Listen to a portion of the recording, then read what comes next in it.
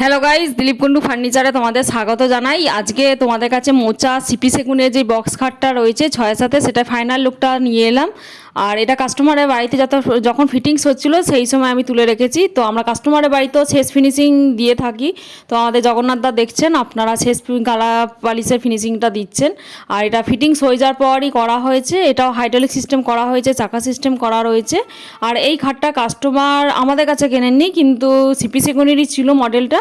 ওনারা একটু মডিফাই করিয়েছেন। ওনারা প্রথম থেকে আবার একটু পালিশ করতে বলেছিলেন, আমরা পুরো ঘষে মেজে পালিশ করেছি। আর হাইড্রোলিক ছিল না, হাইড্রোলিক করেছি। চাকা ছিল না, এটা চাকা করেছি। তো আপনারা এই ধরনের মোচা বক্স খাটগুলো আমাদের দোকানে অ্যাভেলেবেল পেয়ে যাবেন।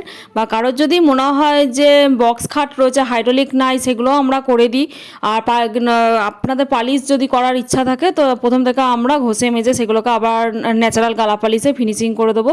তো এই খাটটাও কাকুদের তাই করা হয়েছে।